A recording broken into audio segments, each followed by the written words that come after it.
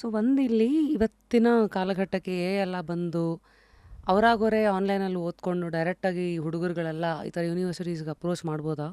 ಖಂಡಿತ ಮಾಡ್ಬೋದು. ಸೊ ಈಗ ನಿಮ್ಮ ರೂಟಲ್ಲಿ ಹೋಗೋಕ್ಕೂ ಅಲ್ಲಿಗೆ ಹೋಗೋಕ್ಕೂ ಸಾಧಕ ಬಾಧಕಗಳೇನು, ಪ್ರೋಸ್ ಆ್ಯಂಡ್ ಕಾನ್ಸ್? ಈಗ ಇದೇ ಎಕ್ಸಾಂಪಲ್ ತೊಗೊಂಡ್ರೇ ಫಿನಾನ್ಷಿಯಲಿನೇ ಕರೆಕ್ಟಾಗಿ ಪ್ಲ್ಯಾನ್ ಮಾಡಿಲ್ಲ ಅವರು. ಲೋನ್ ತೊಗೊಳ್ತಾರಾ, ಸ್ಕಾಲರ್ಶಿಪ್ ಸಿಗುತ್ತಾ, ಅವನಿಗೆ IELTS ಬೇಕಾ ಬೇಡವಾ, ಆ ಹೊಲಿಸ್ಟಿಕ್ ಅಪ್ರೋಚು ಎಲ್ಲ ಇಲ್ಲ, ಗೊತ್ತಿರಲ್ಲ ಅವ್ರಿಗೆ. ಗೊತ್ತಿರಲ್ಲ. ಇವು ಅಲ್ಲಿ ಸಿಗೋದು ನಿಮಗೆ ಒಂದು ಜನರಲ್ ಇನ್ಫಾರ್ಮೇಷನ್ ಸಿಗುತ್ತೆ. ಎಲ್ಲ ಹೋದರೂ ಒಂದು ದೋಸೆ ಮಾಡಬೇಕೇನು, ಒಂದು ಇಂಗ್ರೀಡಿಯೆಂಟ್ ಉದ್ದಿನಬೇಳೆ ಹಾಕು, ಅಕ್ಕಿ ಹಾಕು, ಟನ್ ಮುಗೀತು ದೋಸೆ. ಎಲ್ಲ ದೋಸೆನೂ ಹಂಗೆ ಮಾಡ್ತೀಯಾ? ಉದ್ದಿನಬೇಳೆ ಇಲ್ದೇ ದೋಸೆ ಮಾಡ್ಬೋದು. ಈಗ IELTS ಇಲ್ದೇ ನೀನು ಎಜುಕೇಷನ್ ಮಾಡ್ಬೋದಲ್ಲ.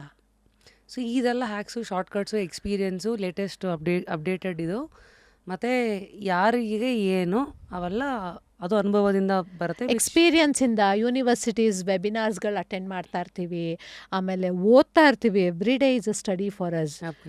ನನಗೆ ಮನೆಯಲ್ಲಿ ಅದೇ ಒಂದೊಂದು ಸಲ ಫೈಟಿಂಗ್ ನಡೀತಾ ಇರುತ್ತೆ. 3 ಹೊತ್ತು ಏನೋ ಪುಸ್ತಕನೋ ಇದೋ ಅದು ಓದ್ತಾನೆ ಇರ್ತೀಯ ಅಂತ. ಏನು ಮಾಡ್ಬೇಕು? ನಾವು ತೊಗೊಂಡಿರೋ ಪ್ರೊಫೆಷನ್ ಹಂಗೆ ಓದಲೇಬೇಕು. ಇಲ್ಲ ಅಂದರೆ ನಾನು ಕರೆಕ್ಟಾಗಿರೋ ಇನ್ಫಾರ್ಮೇಷನ್ ಕೊಡೋಕ್ಕಾಗಲ್ಲ, ಅಪ್ಡೇಟ್ ಆಗಿರಲ್ಲ, ಅಪ್ಡೇಟ್ ಆಗಿರಲ್ಲ. So just for people to understand, ಈಗ ಲೆಟ್ ಸ್ಟಡಿ ಮೂಲಕ ಹೋದರೆ ಈ what is the consultation fee, counselling fee ನೀವು ತೊಗೊಳ್ಳೋದು ಮ್ಯಾಮ್? ನಾನು ಆ್ಯಕ್ಚುಲಿ ಕಂಪೇರಬಲಿ ಎಲ್ಲ ಕನ್ಸಲ್ಟೆನ್ಸ್ಗೂ ಕಂಪೇರ್ ಮಾಡೋಕ್ಕೆ ಹೋದರೆ ಕೆಲವರು ಕನ್ಸಲ್ಟೆನ್ಸಿ ಚಾರ್ಜಸ್ ತೊಗೊಳ್ಳೋದೇ ಇಲ್ಲ, ಕನ್ಸಲ್ಟೇಷನ್ ಚಾರ್ಜಸ್ ತೊಗೊಳ್ಳೋದೇ ಇಲ್ಲ. ದೇ ಡೂ ಫ್ರೀ ಎಜುಕೇಷನ್ ಅಂತ ಹೇಳ್ತಾರೆ. I don't want to take consultancy names here because ಸರಿ ಕಾಣೋದಿಲ್ಲ. ನನ್ನ ಕನ್ಸಲ್ಟೆನ್ಸಿದೇನೋ ನಾನು ಅದನ್ನು ಮಾತಾಡ್ತೀನಿ. ಅದು ಏನಾಗುತ್ತೆ, ಎಷ್ಟೊಂದು ಜನ ಮಕ್ಕಳು ನನ್ನ ಹತ್ರ ಬರ್ತಾರೆ, ಮ್ಯಾಮ್ ಅಲ್ಲಿ ಹೋಗಿದ್ವಿ, ಆ ಕನ್ಸಲ್ಟೆನ್ಸಿ ಅವರು 0 ಫೀಸ್ ಅಂದರು, ನೀವು ಯಾಕೆ ಚಾರ್ಜ್ ಮಾಡ್ತಾಯಿದ್ದೀರಾ? ನಾನು ಯೂನಿವರ್ಸಿಟಿ ಫ್ರೆಂಡ್ಲಿ ಅಲ್ಲ, ನಾನು ಸ್ಟೂಡೆಂಟ್ ಫ್ರೆಂಡ್ಲಿ ಕೌನ್ಸಿಲರು. ನಿಂಗೆ ದೋಸೆ ಬೇಕಾ ದೋಸೆ ಮಾಡಿಕೊಡ್ತೀನಿ, ಇಡ್ಲಿ ಬೇಕಾ ಇಡ್ಲಿ ಮಾಡಿಕೊಡ್ತೀನಿ, ಪೂರಿ ಬೇಕಾ ಪೂರಿ ಮಾಡಿಕೊಡ್ತೀನಿ. ಸೊ ಅವ್ರು ಯಾರೋ ಇಡ್ಲಿ ಮಾರು ಅಂತ ಅವರು ಕುಮ್ಮಕ್ಕಿಗೆ ನೀವು ಇಡ್ಲಿ ತಗೋ ಅಂತ ಇವ್ರಿಗೆ ಪುಷ್ ಮಾಡಲ್ಲ? ನಾನು ಮಾಡಲ್ಲ. That's what. ಅಲ್ಲೆಲ್ಲ ಇಡ್ಲಿ ದೋಸೆ ಚಪಾತಿ ಪೂರಿ 4 ಐಟಮ್ ಇರುತ್ತೆ, ಅದನ್ನೇ ತಿನ್ನಬೇಕು ನೀನು ಅಂತ ನೀವು ಅದನ್ನು ಪುಷ್ ಮಾಡಲ್ಲ. ಇದು ಕಸ್ಟಮೈಸ್ ಫಿಟ್ ಆಗಬೇಕಿದು. ನೀವು XXL ಸೈಜಿಗೆ ಫಿಟ್ ಆಗ್ತೀರಾ? ಎಲ್ಲರೂ ನನಗೆ XXLಗೆ ಫಿಟ್ ಮಾಡಿಬಿಟ್ರೆ. ಸೊ ಆ ಥರ ಮಾಡೋದ್ರಿಂದ there are few ಕೌನ್ಸಿಲಿಂಗ್ ಇರೋದು ಸಿಕ್ಕಾಪಟ್ಟೆ ಇದೆ ಆ ಥರ. ಅವ್ರಿಗೆ ಕಿಕ್ ಬ್ಯಾಕ್ ಸಿಗುತ್ತಾ ಯೂನಿವರ್ಸಿಟಿಯಿಂದ? ಎಸ್.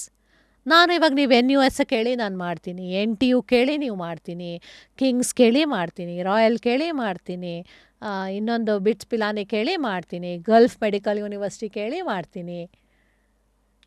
ರಿಸರ್ಚ್ ಮಾಡ್ತೀನಿ ನಾನು ನನ್ನ team we do research and ಒಳ್ಳೆ ಯೂನಿವರ್ಸಿಟಿ ಕೊಡಬೇಕು, ಅಷ್ಟೇ ನಮ್ಮ ಉದ್ದೇಶ. ಈ ಮಗು ಹೋಗ್ತಾ ಇದೆ ಒಳ್ಳೆ ಯೂನಿವರ್ಸಿಟಿ, ನಾಳೆ ಲೈಫ್ ಟೈಮ್ ಅವ್ನು ನಮ್ಮನ್ನು ಜ್ಞಾಪಿಸ್ಕೊಳ್ಬೇಕು. It's not a money making. It's not, ಬಂದ no. ಅಪ್ಲಿಕೇಶನ್ ಕನ್ವರ್ಟ್ ಆಯಿತು. ಅಷ್ಟು ಮುಗ್ದು ಯಾವ ಮಕ್ಕಳು ನನ್ನ ಹತ್ರ ಆ ಥರ ಉಳ್ಕೊಂಡಿಲ್ಲ.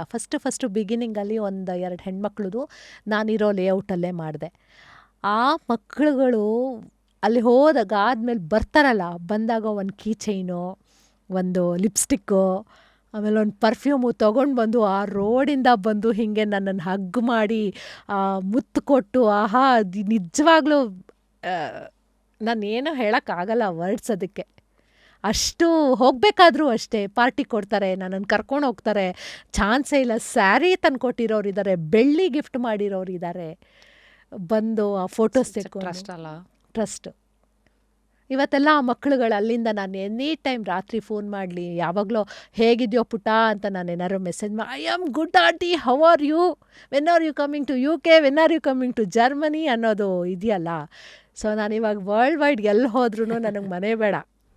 ಏರ್ಪೋರ್ಟ್ ಸೀರಿಯಸ್ಲಿ ಹೇಳ್ತಾ ಇದ್ದೀನಿ, ನಾನಿವಾಗ ಮೇಯಿಂದ ಆಗಸ್ಟ್ವರೆಗೂ ಫುಲ್ ಟ್ರಾವೆಲೇ ಮಾಡ್ತಾಯಿದ್ದೆ. ಸೊ ಏರ್ಪೋರ್ಟಿಗೆ ಬಂದು ನನ್ನನ್ನು, ಬಸ್ ಸ್ಟ್ಯಾಂಡಿಗೆ ಬಂದು ನನ್ನನ್ನು ಕರ್ಕೊಂಡು ಹೋಗಿ, ಏರ್ಪೋರ್ಟಿಗೆ ನಾನು ನೀವೇನೂ ಊಟ ಮಾಡಿಲ್ಲ, ನಾನು ವೆಜಿಟೇರಿಯನ್ ಆಗಿರೋದ್ರಿಂದ ಅಲ್ಲಿಗೆ ಮೊಸರನ್ನ ತಂದುಕೊಟ್ಟು ಅಲ್ಲಿ ನನಗೆ ತಿನ್ನಿಸಿ, ಕಾರ್ ಬುಕ್ ಮಾಡಿ ಅವ್ರುಗಳು ದುಡ್ಡು ಹಾಕಿ ಕರ್ಕೊಂಡೋಗಿ ರೂಮಿಗೆ ಕರ್ಕೊಂಡೋಗಿ ನನ್ನನ್ನು ಈಸಿ ಮಾಡಿ, ಇದೆಲ್ಲ ಸಿಗಲ್ಲ. ದುಡ್ಡು cannot buy everything. Wow. I really say that. ಒಂದು ಕಾಲದಲ್ಲಿ ಇತ್ತು, ನಾನು ದುಡ್ಡಿದ್ರೆ ಎಲ್ಲ ಇತ್ತು ಅಂತ ನಾನು ಇದರಲ್ಲಿದ್ದೆ. But over a period of time maturity level, ಅಥವಾ ನಾನು ನೋಡ್ತಾ ಇದ್ದೀನಲ್ವ, ದುಡ್ಡು cannot buy you everything. Money can't buy you love, money can't buy you respect. Yes. ಇವೆಲ್ಲ ಅರ್ನ್ ಮಾಡಬೇಕಾಗಿರೋದು, ನಂಬಿಕೆನೂ ಅಷ್ಟೇ. Yes. So still is there a ball park figure? ಈಗ ಯಾರೋ ಬರಬೇಕಂತ ಇರ್ತಾರೆ, ಅವರು ಏನು ಪರ್ಸೆಂಟೇಜಲ್ಲಿ ಇರತ್ತಾ ಫೀಸ್ಗಳೆಲ್ಲ, ಅಥವಾ ಇಲ್ಲ, ನಾನು ಪರ್ಸಂಟೇಜಲ್ಲಿ ತೊಗೊಳೋದಿಲ್ಲ. ನಾನು ಯಾವುದೇ ಯೂನಿವರ್ಸಿಟಿಗಾದರೂ 20,000 to 25,000 ರುಪೀಸ್ ನಾವು ಚಾರ್ಜ್ ಮಾಡ್ತೀವಿ. ಅಪ್ಲಿಕೇಶನ್ ನೀವು ಅವ್ರನ್ನ ರೆಪ್ರೆಸೆಂಟ್ ಮಾಡೋ ಪ್ರತಿಯೊಂದು ನಾವೇ ಮಾಡ್ತೀವಿ. ಕೌನ್ಸಿಲಿಂಗಿಂದ ಹಿಡಿದು ಯೂನಿವರ್ಸಿಟಿ ಶಾರ್ಟ್ ಲಿಸ್ಟ್ ಮಾಡಿ ಆ ಹುಡುಗಂಗೆ ಕೊಟ್ಟು, ಅವನು ಅದರಲ್ಲಿ ನಮಗೊಂದು 5-10 ಯೂನಿವರ್ಸಿಟಿ ಕೊಡ್ತಾನೆ. Generally V ask for 5 universities, because ಜಾಸ್ತಿ ಹಾಕಿದ್ರೆ ಸುಮ್ಮನೆ ದಂಡ, ಬೇರೆ ಮಕ್ಳಿಗೂ ಇದಾಗತ್ತೆ. ಸೊ 5 ಅಥವಾ 6 ಅದನ್ನು ತೊಗೊಂಡು, ನಾನು ಹೇಗೆ ಅಂದರೆ, ನಾನು I always prefer them for 2 countries. ಯಾಕೆ ಅಂದರೆ, ಒಂದು ಪಕ್ಷ ಬ್ಯಾಡ್ ಲಕ್, ವೀಸಾ ರಿಜೆಕ್ಟ್ ಆಗಿಬಿಡ್ತು ಅಥವಾ ಆಫರೇ ಬರಲಿಲ್ಲ, ಆವಾಗ ಆ ಮಕ್ಕಳಿಗೆ ಡಿಸಪಾಯಿಂಟ್ ಆಗಬಾರ್ದು ಅನ್ನೋ ಒಂದು ಕಾರಣಕ್ಕೆ ನಾನೇನು ಮಾಡ್ತೀನಿ, 2 ಕಂಟ್ರಿಗೆ ಹಾಕ್ಸಿರ್ತೀನಿ. ಸೊ ಆಫರ್ ಲೆಟರ್ ಆ ಆಫರ್ ಲೆಟರ್ ಆಗಿರ್ಬೋದು, ಅಡ್ಮಿಷನ್ ಪ್ರಾಸೆಸ್ ಆಗಿರ್ಬೋದು, SOP ಆಗಿರ್ಬೋದು, LOR ಆಗಿರ್ಬೋದು, ಅದೆಲ್ಲ ಲೆಟರ್ಸು ಪ್ರತಿಯೊಂದು ಸ್ಯಾಂಪಲು ನಾನು ಹುಡುಗರಿಗೆ ಕೊಟ್ಟು, ಒಂದೊಂದು ಸಲ ಹುಡುಗರನ್ನ ನಮ್ಮ ಆಫೀಸಲ್ಲೇ ಕರೆಸಿ ಕೂರಿಸಿ ಬರೆಸಿ, ಅದಕ್ಕೆ ಕಾಮ ಫುಲ್ ಸ್ಟಾಪ್ ನಾವು ಹಾಕಿ, ಅದನ್ನು ಪ್ರಿಂಟ್ ತೊಗೊಂಡು ಅದನ್ನು ಯೂನಿವರ್ಸಿಟಿಗೆ ಕಳಿಸಿ, ನೆಕ್ಸ್ಟು ಸ್ಕಾಲರ್ಶಿಪ್ ಡಾಕ್ಯುಮೆಂಟ್ಸಿಗೆ ಅಪ್ಲೈ ಮಾಡಿ, ನೆಕ್ಸ್ಟು ವೀಸಾ ಕೂಡ ನಾವೇ ವೀಸಾಗೂ ಸಿಕ್ಕಾಪಟ್ಟೆ ಡಾಕ್ಯುಮೆಂಟ್ಸ್ ಇದೆ, ಎಸ್ಪೆಷಲಿ ಫಿನಾನ್ಷಿಯಲ್ ಡಾಕ್ಯುಮೆಂಟ್ಸು, ತಂದೆ ತಾಯಿದು. ಆ ಟೈಮಲ್ಲಿ ನಾನು ತಂದೆ ತಾಯಿ ಜೊತೆ ಕನೆಕ್ಟಲ್ಲಿರ್ತೀನಿ. ಸೊ ತಂದೆದೋ ತಾಯಿದೋ ಯಾರ್ದು ಮಾಡ್ತಾಯಿರ್ತೀವೋ ಅವ್ರ ಜೊತೆ ಕನೆಕ್ಟಲ್ಲಿರ್ತೀನಿ.